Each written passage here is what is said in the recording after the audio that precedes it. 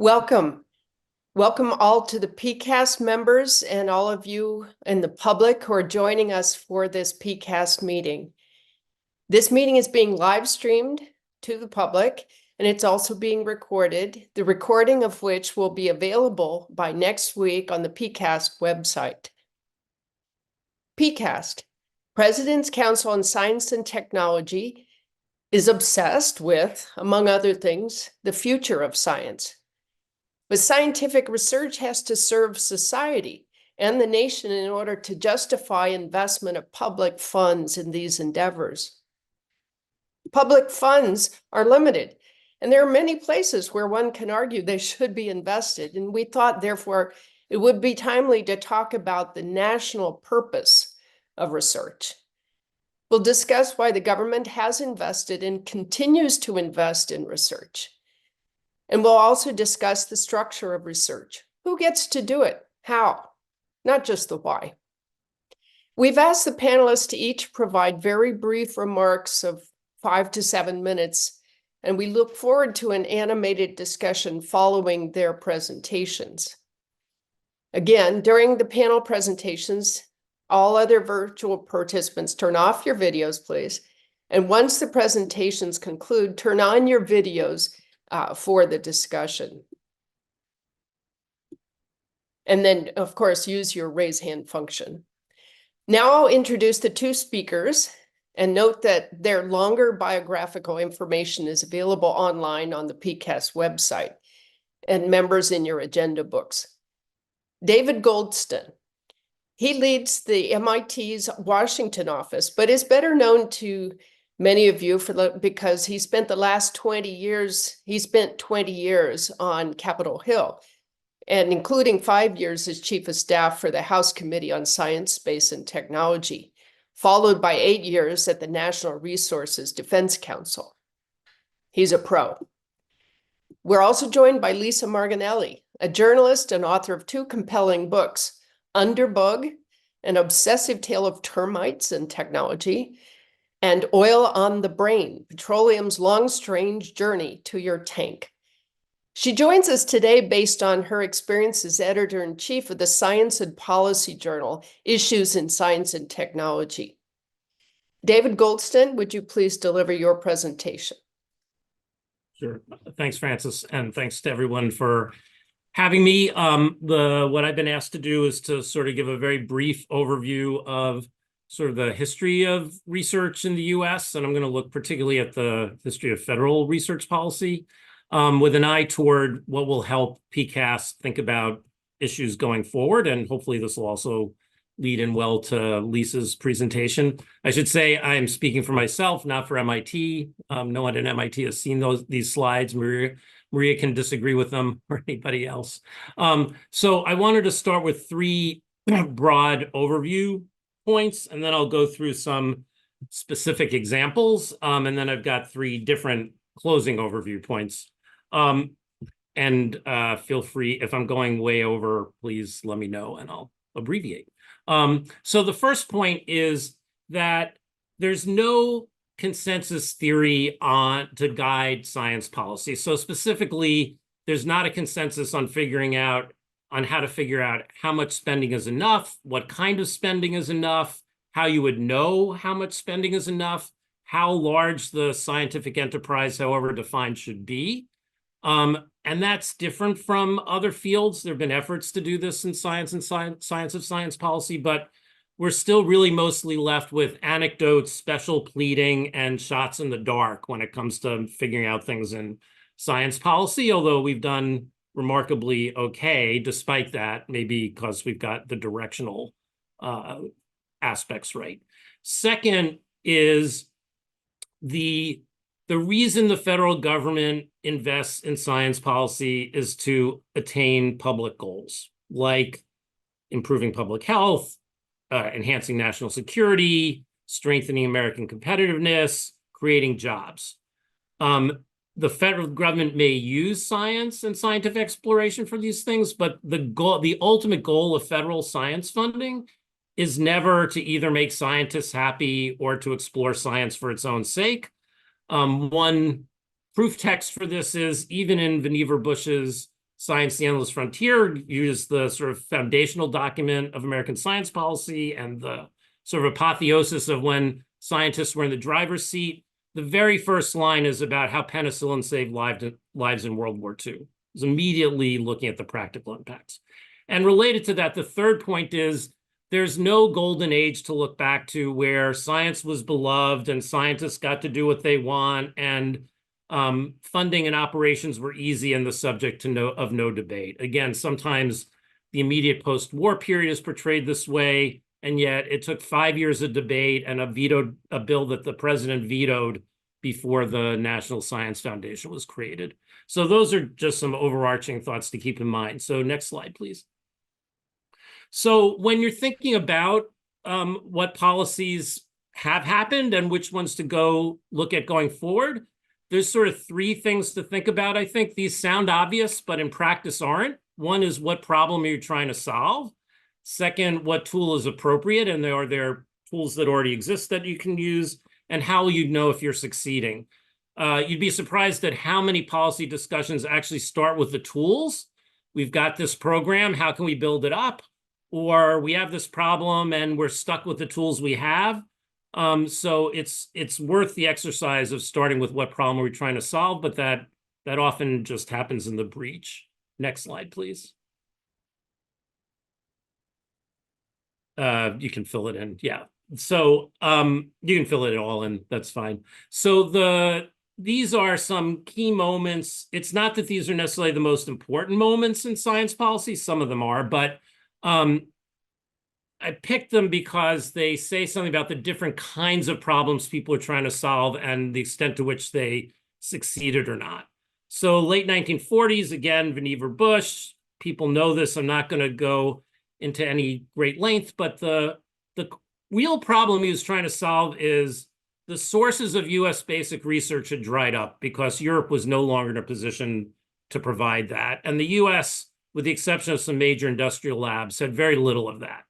And so the solution, which was brand new and we're still living with and thriving from, was for the federal government to support university research. That was a novelty, especially on an ongoing basis. Almost everything else in the Bush report, we can talk about this, actually didn't happen. Other things he wanted, including having a single federal science agency for everything, both civilian and defense. Sputnik, again, people know the story. It's where NASA and DARPA came from, but I think it's often not looked at critically enough. It did not increase all kinds of science spending. And in the NASA case, having a single major engineering problem for a US government contractor basically take over the entire civilian R&D budget, one can think about whether that was really good or bad. Or the ways in which it was good and the ways in which it was bad, and whether Apollo, which is trotted out all the time now as a model, actually applies to other things. 1970s, this is one that may not be as well known. RAN was research applied to national needs. This was an early effort to try to get the National Science Foundation to look more at solving social problems rather than just going with where researchers wanted to go. It was very controversial. It only lasted about 5 years. It was actually a Republican initiative. It has its supporters now who feel like it did set good groundwork for this kind of approach. It did fund research on things like solar energy, earthquake engineering, urban problems. Again, the thing people are trying to solve then is US science is moving ahead, but are we solving our actual social problems? Obviously, there are echoes of that now. 1980s, Japan, competing with Japan was the focus, the way in some ways it is competing with China right now. Examples of things that were done then were creating a new advanced technology program at what was just renamed at that point the National Institute of Standards and Technology. And also creating Semitech, the Defense Department-funded consortium for the semiconductor industry. The one takeaway there I want to leave with you that sometimes goes against the way people think about this is you hear all the time, oh, people are against, quote unquote, the government picking winners and losers. ATP, which did not focus on any one technology eventually remained a political lightning rod and was eventually disestablished. Semitech got through its whole life. So people say they don't like picking winners and losers, but actually picking a particular industry that needs help tends to get much more sustained funding than the general notion of let's promote industrial innovation. 1990s, you had the NIH doubling, first under President Clinton and then under President Bush. Part of the issue here was the goal was a little unclear. It was almost back to the original Bush idea of if you put money into science, something good will come out. And biomedical research was viewed as sort of the cutting edge of science. I think in many quarters, the NIH doubling was viewed as a failure in that it didn't actually produce any new health outcomes. It didn't actually even increase much of the productivity of federally funded biomedical research. And then because of the kind of crash in funding that happened afterwards, it left a lot of institutions and individuals high and dry without actually doing any restructuring of the way biomedical research works. The 2000s, there was the report Rising Above the Gathering Storm that the academies did. This was an effort that included industry as well. One of their main recommendations was doubling physical sciences. I think in this case, part of the lesson is frankly that Rising Above the Gathering Storm was partly a desire to avoid dealing with a set of problems about offshoring and to instead use the tools that we already had. And the funding really never materialized in appropriations. The one thing that did come out of that has had lasting impact and was actually the only non-unanimous recommendation of that report was ARPA-E. And this notion of using ARPA-style project management as the key to moving forward, which continues to be something that people look at today. And then the last one, which isn't showing up there it is 2020s now, chips and science. So people know this history well, but the thing I want to point out is how up for grabs the science part of chips and science is, not only in the sense that the funding hasn't materialized yet, but in terms of what the purpose is. Originally, the idea of a new NSF directorate, some of the people that put it forward was kind of to create Bell Labs kinds of institutions around the country, what's called Pastor's Quadrant, which we'll look at in a second. For others, it was to do local economic development, which is part of what NSF is doing with RIEs, with the research engines they're putting out. Even in terms of what the ultimate policy goals were, you have Senate language that was about competitiveness and House language that was about social issues like inequity and issues like climate change, and they're both in the bill. But if you read it seriously, it's really up for grabs about what we're really trying to do there with research funding, which is maybe something for PCAST to look at going forward. Next slide, please.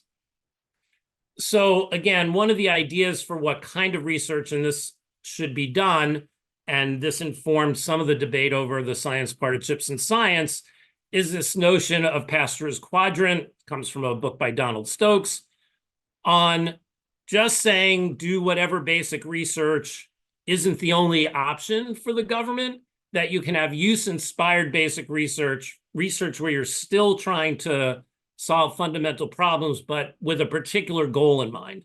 And Stokes's emblematic scientist for this was Pasteur, as you can see from this diagram. That's kind of the iconic portrayal of Pasteur's Quadrant. A more recent, but still last century example is the discovery of the invention of the semiconductor. Next slide, please. Okay, so here are my three final points. So the first one, which isn't on a slide, is just that another aspect that's constantly part of the debate on these issues is what types of institutions and what locations should benefit from science funding. This is an issue that almost sidelined the creation of NSF. It's an old issue. It's probably at its most fevered pitch now that it's been at since 1950, whether HBCUs, other minority institutions, Class II Carnegie institutions, whether all states should be benefiting from research and what that means for the US. So that's point number one. Geography is part of the geography and the nature of institutions is part of this. Second point is this chart. This is, to me, the most important thing to understand about federal science spending that often isn't, which is it's primarily driven by what happens to overall spending. It's not people like science today and not the next day. With underneath these lines, yes, there are differences in what's happened to different fields, but fundamentally, to make up a number, 90% of what determines the overall level of federal science spending is the overall level of discretionary spending. Scientists like to think everybody's thinking about the science. Science is in some ways the last hair on the tail of the dog. You can see the big bump in the early days there. That's all the Apollo program. Next slide. So I'm almost done. So this goes back to part of the no golden age, which is partly that things, it's not that just that things weren't always quite as good as we romanticize. It's also that they're not so bad. So while trust in science, this is Pew data, while trust in science has declined since COVID, and we should think about why COVID had such an impact on that, scientists still rank higher than almost any other group in terms of public trust. And that's true across different groupings, even though it's not what it once was. But scientists, again, in relative terms, are in very good shape in what is a distrustful society. And last slide. And you can see this even more in terms of adults think federal investments in scientific research are worthwhile. They probably have, most people polled probably have no idea what they're actually responding to here, right? They don't know what scientific research the federal government is doing, but the notion that it's generally good remains very strong. And so the point I'll leave you with is just that these debates about research are still scientists to lose. Scientists come in with huge credibility, public trust, even today, and need to figure out what to do with that. So with that, I'll stop. Thanks. Thank you very much. We'll now move to Lisa Marginelli. Hello, thank you very much for inviting me to speak. As the editor-in-chief of Issues, I work with Issues to host a large, broad science conversation on policy, and we depend on the community to give us their concerns and preoccupations. Some of you have written for Issues, and so you know this experience. Slide 2. Here are a basic list of the concerns that we hear. And from this, I think there are 3 high-level questions. One is, are we doing the right science given the goals of the enterprise? Are we doing the science right? And finally, what are we missing? Slide 3. I'll just start with whether we have the right science for the goal. Next slide. So I think one of the important goals of the S&T enterprise at the moment is to support technology-based regional economic development. Basically, everybody wants that S&T road going through their front yard. And you can see this. Innovation Engines had 679 applications. The Department of Commerce Tech Hubs had 378. And of course, there's other things at the Department of Energy and the bioeconomy. This is, there's a tremendous interest in this. Next slide. This isn't at all new. In 1984, Bruce Babbitt, then governor of Arizona, wrote for us. What he wanted for a prime force was something like Austin, not Silicon Valley. And the MCC, the program he liked, folded in 2004. Slide 5. And now Austin's same research campus is sort of reconfiguring and planning for redevelopment. So obviously, in the interim, we've learned a whole lot about tech transfers, workforce development, and also, as you can see in this picture, we've learned a lot about deliberately sort of juxtaposing maker spaces and coffee shops and labs and nice gyms and all these things next to tax breaks and venture capital to nucleate a vibrant innovation economy. I'm borrowing the term nucleate from Grace Wong, who's president of Worcester Polytechnic. And she wrote an article for Issues that describes, quote, creating a central ecosystem that can support continual outward growth. She says that the crucial element to that success is workers who are not only technically capable, but also creative problem solvers, collaborators, and adept at spanning various social and cultural contexts. And in order to get these workers, you have to kind of start in kindergarten and then support them through extracurricular activities. So what comes out of this conversation is that it takes deliberate intention to educate kids to grow up to be the adults who are going to sit in those chairs and live on the bleeding edge of continual outward growth for their whole lives. Slide 7. Now, regional economic development was also a goal of the federal science enterprise that began in 1862 with the founding of the Department of Agriculture, the land-grant colleges, and the HBCUs. I'm going to just tell a little story about the peach, which comes from a wonderful piece that was written for us by Cynthia Greenlee. Back after the Civil War, prominent Southerners saw improved fruit as the key to economic development. Their first breakout experimental fruit was the Alberta peach, which was not too fuzzy. They had to do all kinds of high-level and low-level innovation to get this to northern markets and start being successful. But they ultimately realized within a decade or so that the key to this success was getting everybody to become the kind of science-guided industrial farmer who could grow predictably pretty peaches on time.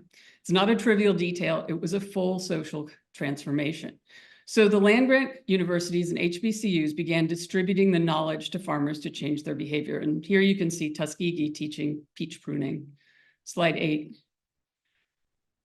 To continue the process of outreach, they started experiment stations and gradually turned to sort of hand-to-hand outreach through the Extension Service.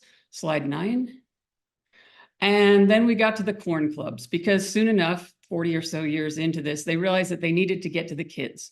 And so they encouraged kids to grow corn in scientific ways and girls to can tomatoes in scientific ways.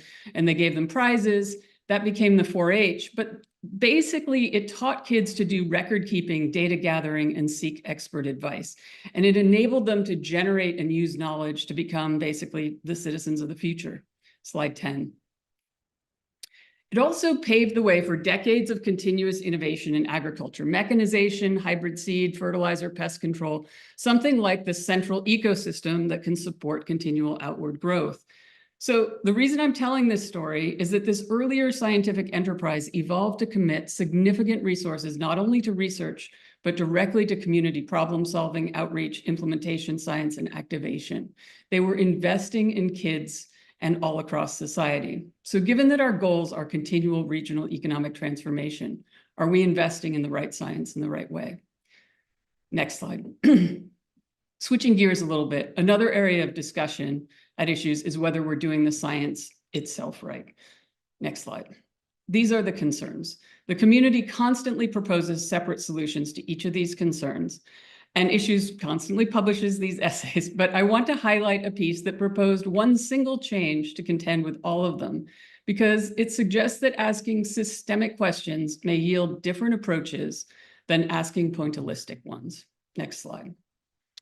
The piece is by Lindy Elkins-Tanton, who's the vice president of Arizona State University's Interplanetary Initiative, and she's the principal investigator of NASA's Psyche mission. In a 2021 essay, she questioned whether research funding is too anchored to principal investigators. And she argues that moving towards a system that focuses instead on solving specific problems by bringing together interdisciplinary teams with professional project managers, like some NASA projects, could change many of the power dynamics and perverse incentives that are costly to the research enterprise today. Slide 14. And my final question is, what are we missing? Next slide. Okay, we have a wish list. This is like everything we could possibly want. Getting just 2 or 3 of these things seems almost impossible sometimes. How do you get opportunities for everyone to learn wherever they are? How do you involve more people in defining questions? How do you use AI to learn what you want, whenever you want, wherever you want? How on earth would you use social media to strengthen community rather than alienating each other? And yet, everything on this slide can be accomplished with a single app, and it's called iNaturalist, slide 16. So I live in Maine. I am on my town's clam committee. I need to monitor invasive species. When I'm out in the mud, I can pick up my phone and I can take a picture of weird things in the mud. Next slide. I can go to iNaturalist and I immediately, while I'm standing right there, get an ID from an AI. Later that day, experts can weigh in, and if it's a valid identification, it can be upgraded to research grade information. So what that enables me to do is work with my townspeople to figure out how climate change is affecting us. It allows me to talk about what we want to do and how we make decision making. We can use this tool to do things together.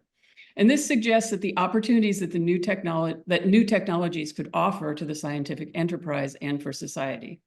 Next slide. This is often described as citizen science, but we might reimagine it as something like being scientific citizens, with science acting as part of civil society and citizens collaborating and engaging with science. Next slide. Thank you for listening. The interpretations and the mistakes here are all mine, but I suggest you go to the original sources of these great ideas to get further information. Thank you very much. We're going to have a discussion now, and I think that these two speakers have raised a lot of interesting points on the changing nature of the scientific enterprise. Please raise your hands if you have a question, and I'll take the opportunity to start us off by asking Lisa.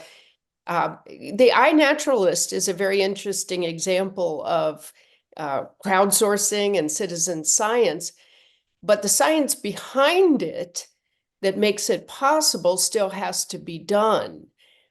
Is there a new model for that? Well, it's interesting. iNaturalist has evolved over the course of a decade or so, with the scientists actively working to bring in images that could be then used by the AI. It's used now by 1.8 million people in North America are contributors now, and many millions more use it. I think that those models are evolving. What's interesting is this is somewhat different than some of the models for the agency-sponsored citizen science that PCAST did a report about a couple months ago. I mean, certainly in all of our fields, we can think of examples that are analogous to iNaturalist, like folding at home for protein folding, getting people involved. I mean, what you're showing is that people can get involved and also contribute to the development of it by gathering data and making observations that would be impossible really to fund any other way, because people are volunteering their time and effort to do that. So it's a wonderful and powerful model.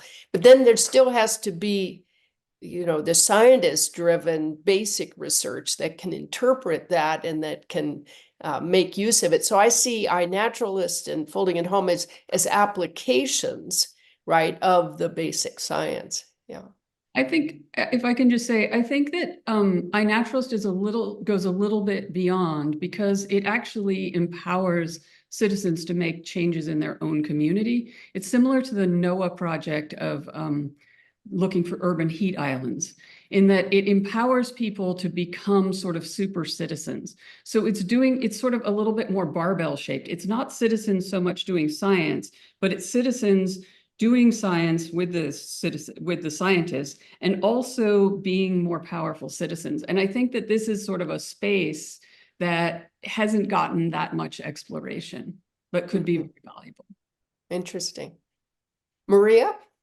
Yeah, thank you. Thanks for both of these great presentations. So, so Lisa, you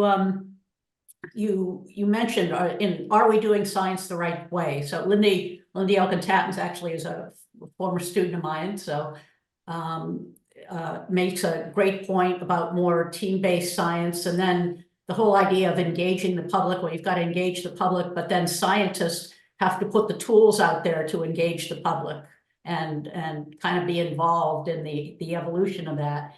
And that's going to require a change in the incentive system of how, I'm thinking about universities, but it could be a research organization in general. And so I wonder if you could talk a little bit about how academia would have to change to be able to accommodate these very good ideas.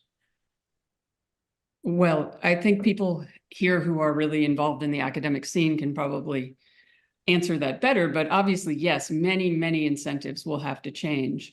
I think that here it's worth understanding what this shift to regional economic involvement means. I mean, on the one hand, it enables you to sort of have a road going by everyone's house. It changes the status of science, the science enterprise in society, and makes them much more involved, much like the sort of early extension service and some of these other models. So yes, there will have to be big changes in incentives for researchers, big changes in incentives for universities, changes in the way that grants are written, and kind of changes in thinking of, the education system in the US, the higher education has done an amazing job since 2012 in graduating more science and engineering post secondary students at all levels, like a 75% increase.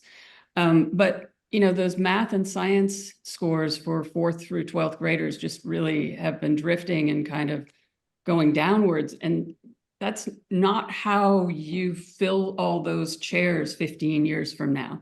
We need to get those kids in, and that's another big problem. And these are not easy things to solve. I'm not saying they're easy things to solve. I'm just saying that there's a sort of a new goal in town. Yeah. Great, thanks. Bill Dally. Thanks for two really great presentations. I liked the idea of the 3 questions, and I'll focus on the are we doing the right science question. So I'll note over the last, trying to think of how many years it's been, the budgets for medical science have increased dramatically, while, as the previous speaker pointed out, the overall R&D budgets have stayed, roughly constant at 10% of discretionary. That means that we're making a choice of what science to do by, perceived benefit. And I guess everybody perceives the benefit of better health, better medical care, but is there an objective way of deciding what the right science is and what, the best incremental return on the next R&D dollar is, and how it should be directed? Yeah, I mean, this is a huge question. I mean, over the 60s and 70s, basically, federal research switched from being sort of 2/3 physical sciences to 2/3 biological sciences, and NIH really dwarfing everything else. And there's some of that is because of perceived scientific progress.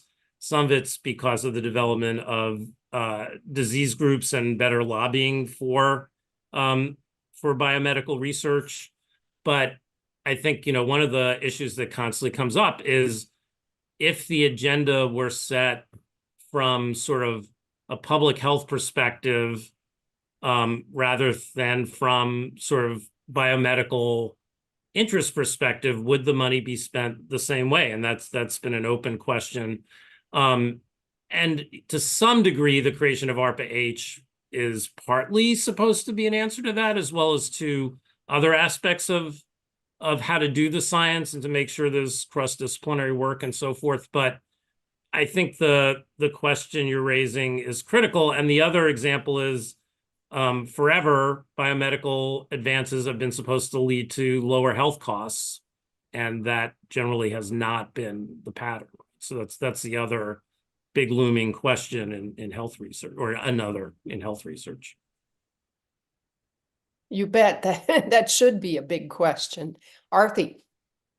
Yeah, I'll tag on to that to say that I think none of us would care if we were spending the most of any country on health, which we are, if our outcomes were world-class or better.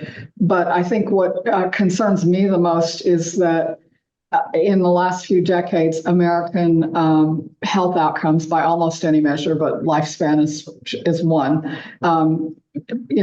The advances in American life expectancy slowed, plateaued, and life expectancy was actually dropping in America before the pandemic, plummeted during the pandemic, has not recovered as well as many other countries. And net of all of that, we have life expectancy in this country that lags about 36 other countries. So to me, that really calls into question it's actually the question you raised, Lisa, is are we doing the right science? Because while all of that's the aggregate picture. Of course, we made phenomenal advances in therapies for specific diseases, but we're not actually changing. Health outcomes are lagging very, very significantly. So, I think we don't.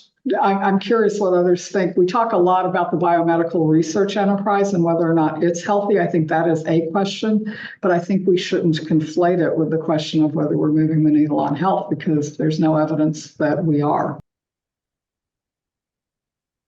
Did you have a question? Oh, okay. I welcome rebuttals or other thoughts, but that was a comment for sure. I think one thing that came up as I was thinking about this conversation is just how little we spend on social science graduate students and doctoral students. We have about 83,000, I think, a year, and about 6,000 of them are social scientists. And if we're essentially planning for this nationwide transformation, it would really help to be supporting the social scientists at that rate. We also may be overlooking stuff. I actually spent some time a couple of weeks ago talking with 2 entomologist extension agents at New Mexico State University, and they use, they're still doing that kind of science that's deeply engaged with the community, deeply engaged with individual people, and also engaged with bugs, of course. And so they use their knowledge of human interactions and bug interactions to get farmers to do better pest control among the pecan trees. And they know some stuff that, other people are writing reports on the need for, I guess. Vicky. So I apologize at the outset because my dog is behaving badly in the background here. But I wanted to actually build on what Arthi was saying about the fact that the biomedical enterprise certainly has been one where there's been a real mismatch, or there appears to be a mismatch between the level of spending and the outcomes. And so a perspective on what David, your working hypothesis might be with regard to, are we picking the wrong problems? Is the structure around which solutions get imposed with basic research happening in the federal government in large measure, and then solutions being generated in the private sector? Is there a discontinuity there or an inefficiency that we need to address? So curious as to your perspective on that. And Lisa, for you, I'm curious about the statistic, and I agree with it that after COVID, there's been a dip that hasn't really recovered in trust in science. And I'm curious as to what your ideas are about why that is true, because I think these 2 questions may be linked. One of them being focused very much on public health and prevention, and the other on, if you will, sophisticated solutions. So I don't want to answer my own questions. I'm really curious about your perspectives. So I'll try both of those, and then be interested in Lisa's responses. So I mean, I don't have the expertise to really, in any kind of depth, answer the first question. I think it is a key question. I think it's a mix of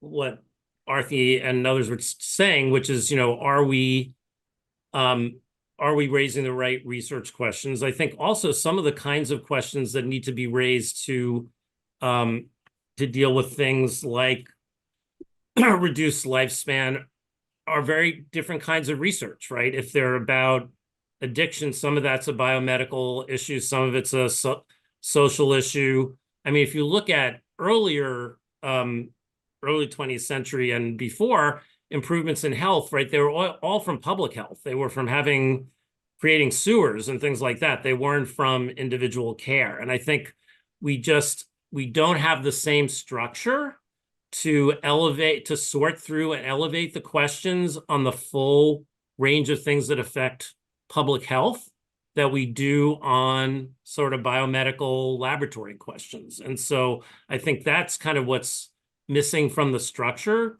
in that not all these questions are susceptible to answers and involvement from the same agencies that are doing the laboratory research.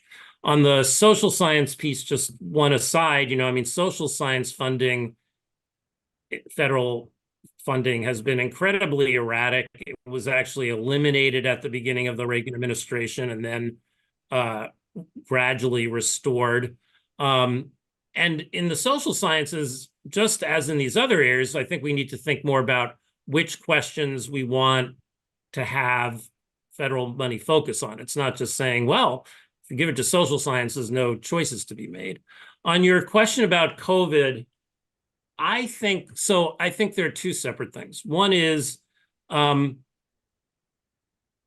think there's a level of trust in the polls, the trust still there that the polls don't necessarily pick up because they're picking up top of mind things and it's hard to get sort of the deeper structures.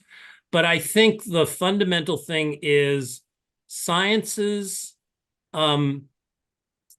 high standing in the public mind is largely due to it being viewed as a factual pursuit separate from politics. And the notion of COVID where let's say the scientific questions and the policy questions were much harder to separate and the people involved were much harder to separate, shook the public sense of that. And in a highly polarized time, made it seem like scientists were just one more political group.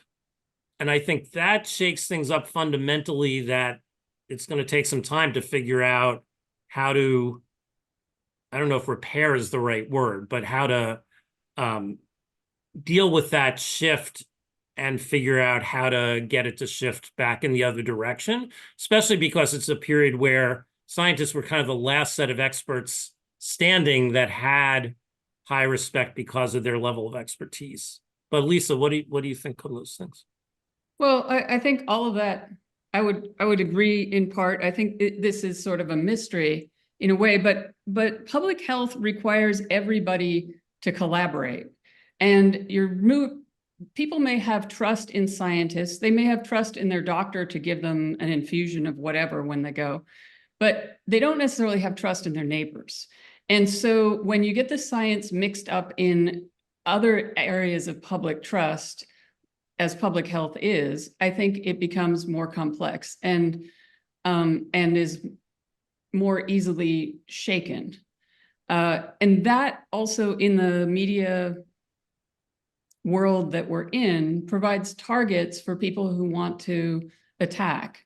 And so some scientists are, you can destabilize the thinking of, if you want to sort of destabilize people's feelings of public trust further, attacking scientists starts to sort of rock that.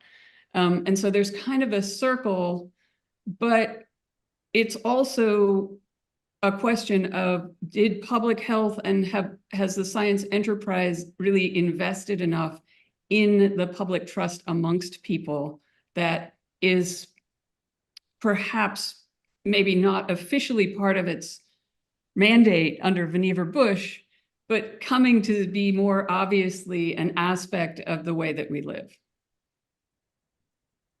Thank you. And just to throw in one more thing that basically supports what Lisa just said, if you look at the Pew polling, and it's worth looking at the beneath the surface, so African Americans and other minorities have much more distrust, obviously because of maybe individual experiences, but I think much more because of the increased awareness of things like the Tuskegee experiment, like the Henrietta Lacks situation. And so that's another sign that these are, sort of broad social issues that are affecting these numbers, not just, some kind of individual experience or something just related to COVID. Thank you. John DeBerry. Yeah, thanks, David and Lisa, for great presentations. And David, for that last point, I think that's an important one.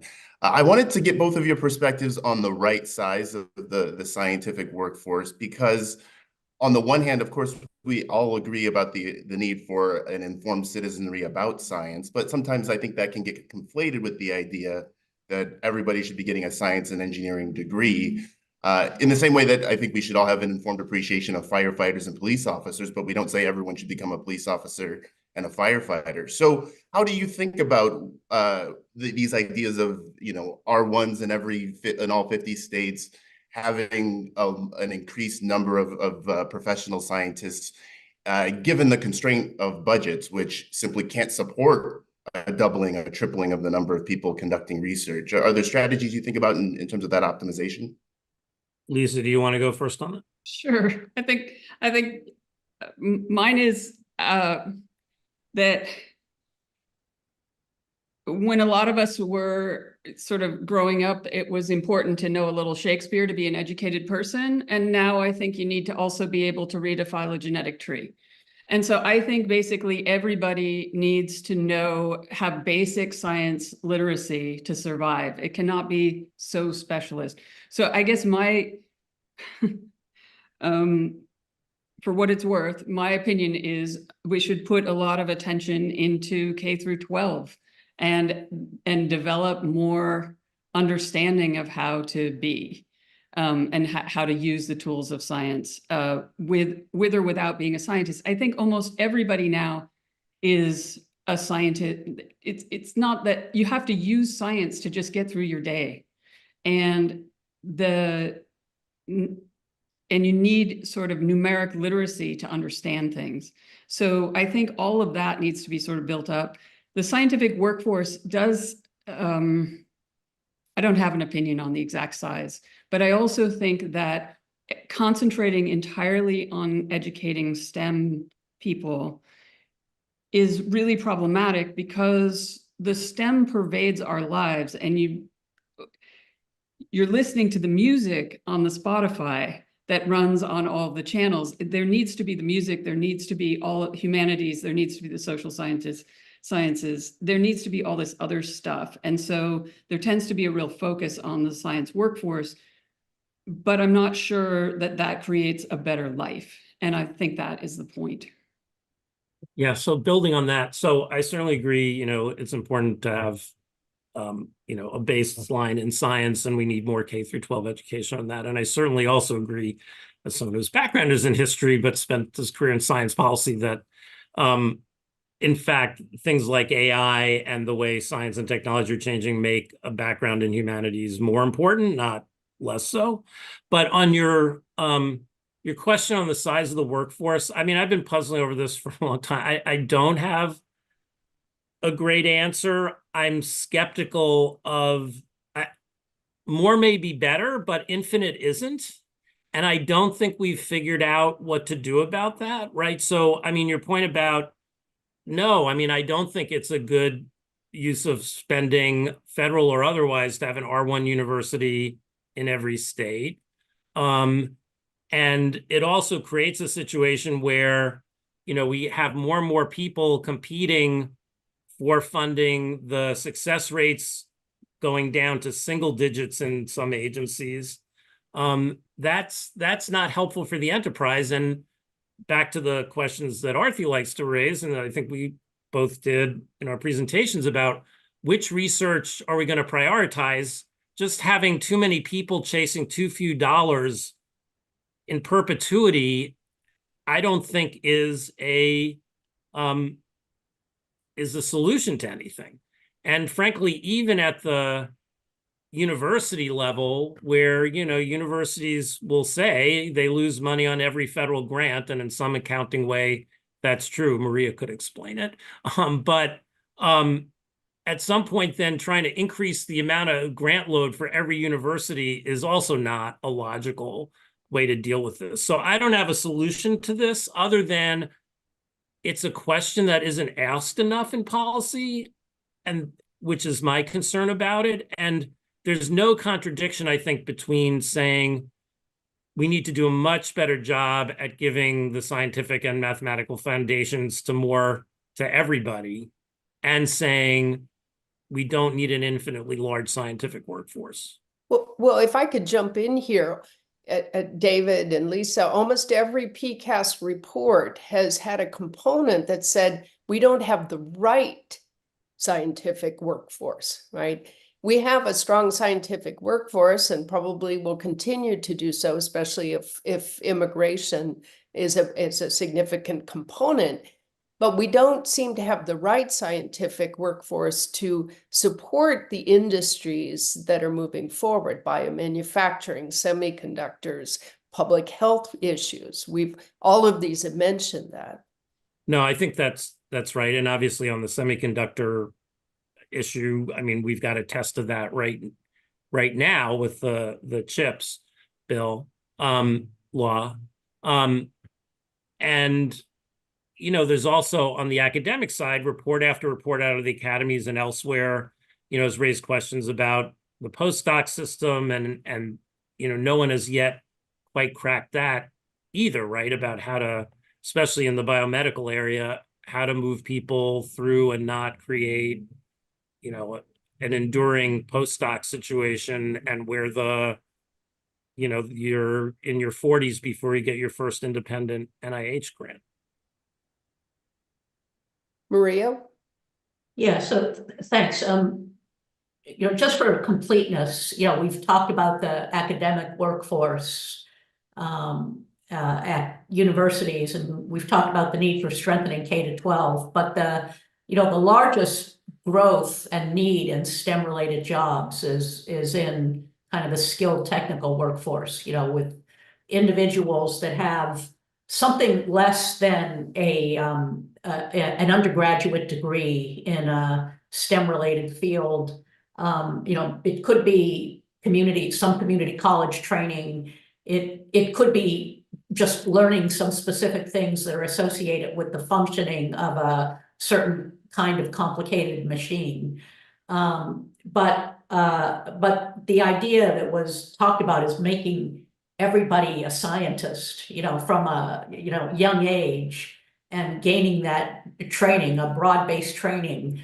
I think if that was done right, it would certainly help the need for that part of the workforce, which is just incredibly important. And sometimes the discussion falls through the cracks in groups like this that look at these problems. No, I think that's right. And one of the, important, it's now decades old, but in changes in what NSF has done is it did first reluctantly, but now, over the years with enthusiasm, put more attention on two-year colleges, which I think is critical. One thing that I was hoping that the two of you could help us with is envisioning what are the major forces affecting research and development over the next 10 years. We can look out and we can just look around right today and see the cost of research going way up, AI coming in, political realities that are affecting appropriations, people's trust. How do you see, both of you, I'd like to see, how do you see these forces affecting science over the next 10 years?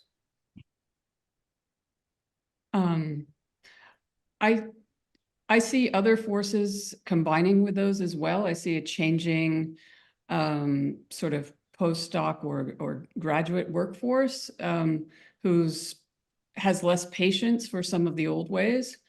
I see people sort of jangling for change, looking for change in the postdoc system. I also, I think More that's, autonomy for the young people, you're saying? yes, I think some of them want more autonomy. I think they want different working conditions. I think they may feel that they shouldn't have to put up with this situation. And they are much more outspoken about this, and they send us articles. I also think that there's a hunger to make the world better that isn't always being addressed in the, we get a ton of pieces from engineers who wish that they could see themselves making more than bridges, I would say. They want something more. They're looking for something deeper and to feel like they are really helping society. And I think that that is probably going to shift things a bit. Of course, people always get just, kind of worn down as they go on in their careers. And that's likely to happen. But the other thing I would say is that over 20 years, AI and other funding, I think that funding may really suffer as Congress realizes that AI could be doing more research, sees the research as being sort of siloed or not terribly efficient, and here's sort of disgruntlement from people within it. And so I think that there is a possibility of erosion of science's sort of status in getting funding. Well, one never knows how these things happen. I mean, I was in the media, and things can really change over 20 years. David? Sorry. Yeah, so Francis, the factors you mentioned were the ones that immediately came to mind, and I agree with what Lisa said too. And of course, some of what she's talking about, the autonomy, is part of the cost factor with grad student salaries. I think, Lisa had a good slide in her presentation that listed a lot of the issues. I think another one is the concern about replicability of research, which still is like a insidious silent danger in both biomedical and social sciences, especially. It's a great question. So I would say, in general, what's most striking about the kind of structural aspect of the research establishment is how slow the changes are. That may be good, that may be bad, or it's probably both, actually.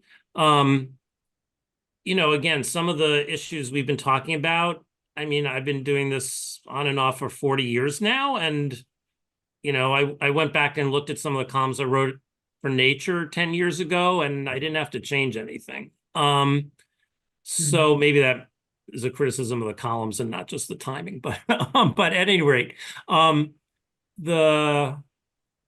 And you're talking about the university structures being yeah, but even changed? things like the extent to which the mix between private and public, some of the how quickly will AI actually change the workforce? I think so this is unhelpful, what I'm about to say, but I have the sense that, and maybe it's related to what Lisa just said about media, I don't feel like there's going to be this gradual shift. I think there's going to be a lot of stickiness and inertia, and then a bigger change that nobody's quite prepared for. And I don't know what that means. I'm just thinking aloud. So as I said, but just the nature of the way these big institutional things happen, that kind of feels we've been in a kind of long period of stasis despite a lot of underlying shifts. And when, I don't know, to use an earthquake analogy, when it turns out that suddenly the ground actually is liquefied, I don't know that you can predict that or exactly what happens then. I mean, that might be a useful, not report exercise, but worth actually having some speculative time on. I don't know. I'm just thinking aloud here, but that's sort of the feel I have about it. So you don't feel that the scientific enterprise will look very much like it does today in 10 years?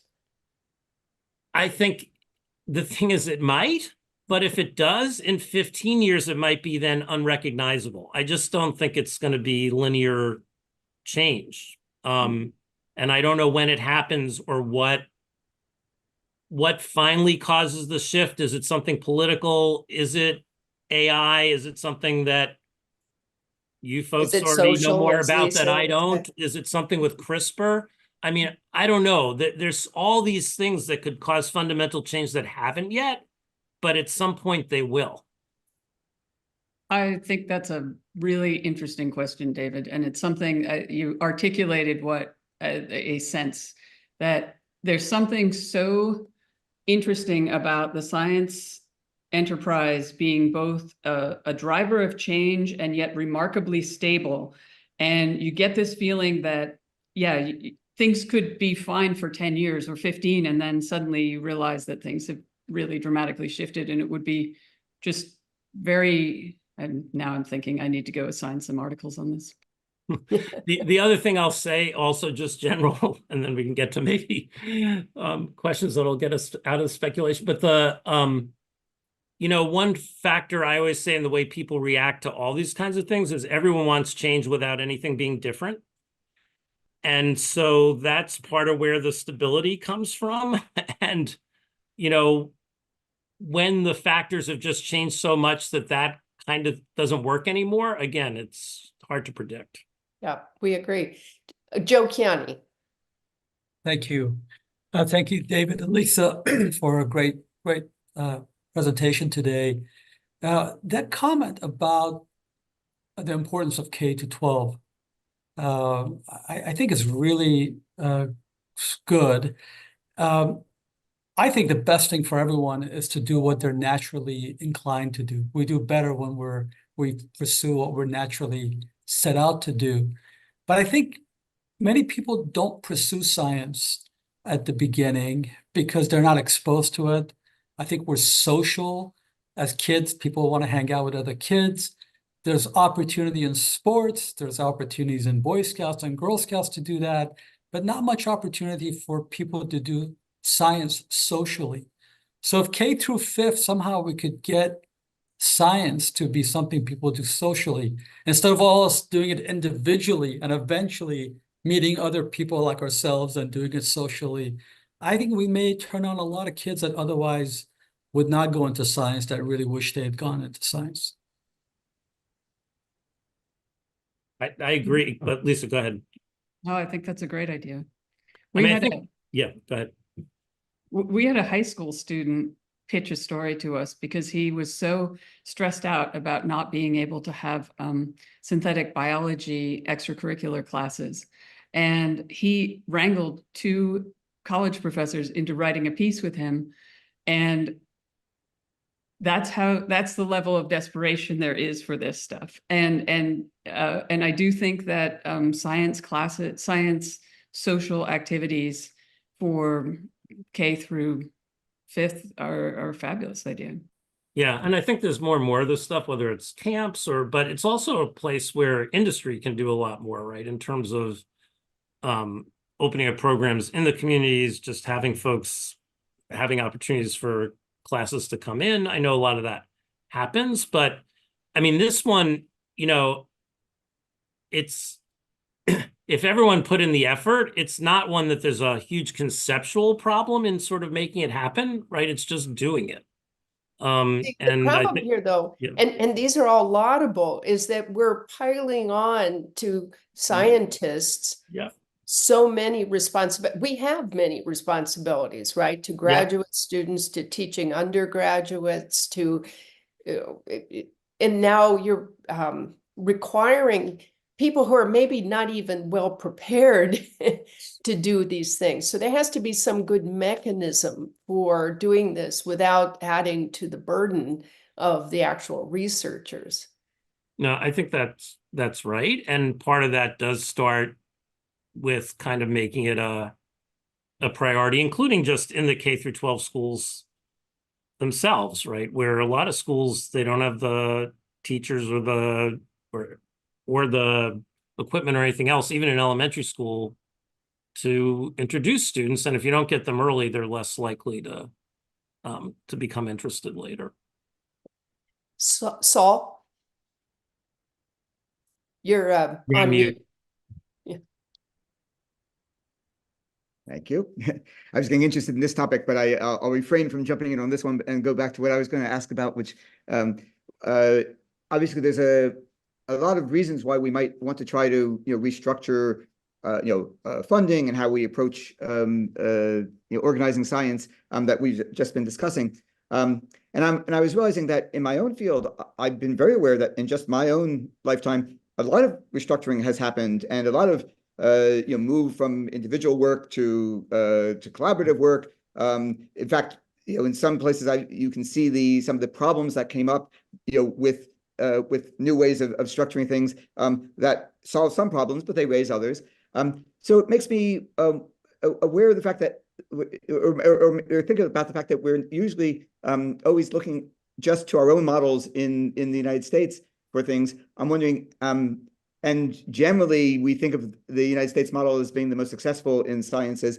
Have there been, for either of you two, have there been really exciting examples where we don't have to do all the experimenting ourselves, but I know, Canada, or may have been trying to do something where they're funding the broadly over the individuals rather than over the project proposals? Or, I mean, in general, I have rather negative impressions of what's been going on in how science has been organized in many places with my colleagues abroad. But I thought we should at least ask. Maybe it's a fast question to answer. Are there things that either of the two of you have been excited by that we could learn from rather than having to do every experiment ourselves? Lisa, do you want to start? You probably have articles on that. I do. There's an interesting project in Europe. They wanted to figure out a way to test the toxicity of substances without doing skin testing on animals. So they set up this network called CHOW, and they set up a sort of a rubric, and then multiple people, many research groups could contribute and also withdraw information from this structure. And it enabled them to figure out, whether a hand cream they didn't have to rub it on a hamster, but it enabled them to sort of predict outputs. And that then, as COVID started, they were able to actually convert that structure to analyzing early many different aspects of COVID before we actually understood how it was transmitted and what its effects were. And so it's this sort of structured knowledge repository that scientists are engaging with that is extremely adaptable. And so I would say that's one thing that's going on, David. Yeah, so it's always something it's a great question and always something I feel I should know more about. I'll say a couple of things, including one or two specifics. So, there's a lot of imitating each other. I remember being in Japan in the 80s, and we'd gone there partly to see how they were protecting their steel industry. And we went to a place where it turned out they were modeling based on what they thought we were doing in the Midwest. So, there's a little bit of circularity sometimes. Right now, there's a lot of interest in Europe in seeing what the US is doing in terms of ARPA-like structures, for example, also on research security issues. But no, I think there are lots of examples in other countries to look to, and certainly on things like the technical training of students and some of the technical research. Germany is often cited as a place that has systems that we could learn from, and that occasionally we've tried to model US programs on. In the education sphere, there's lots of things like that on the place science and regulation, whether to go with something more like a precautionary principle, obviously, which in many areas Europe does more than we do. On the just one last thought on the project versus individual. So there's experiments in lots of places, I guess, but I've heard both Lisa made the good case citing the article on why to look more at the project. For years, I've heard complaints and proposals from researchers to that would be, the US would be better off if we had a system that looked more at the individual scientist and not making them pretend that they have this project proposal that they've actually already done to get the funding for the next one. So on that one, I've heard the arguments in both directions. But the short answer is yes, there are things we can learn from other countries, and there are people who actually do spend their time looking at that in greater detail than I have. I'm so sorry. We're going to have to wrap this discussion up. Steve, can you make a very quick question and then you give very short answers?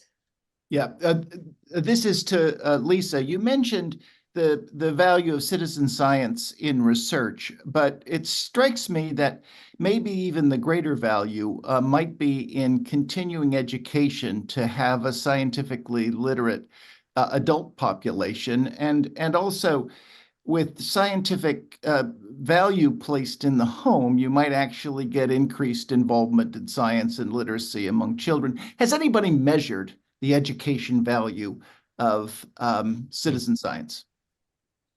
Oh, I'm sure that they have, because there needs to be explanations for the funding. I don't happen to have that. David, do you have that? No, but it's a great question. I don't know what Right. the answer is. You'd have I'm to also afraid. decide what you were measuring for what you just said, Steve, right? So. Great. This has been a fabulous discussion. I want to thank all the PCAST members and David and Lisa for your presentations and for engaging in this discussion. Thanks I'm for the going great to close questions this. and for having us. So I'm going to close this part of the public session right now. We're going to take a lunch break and then be back on time, please.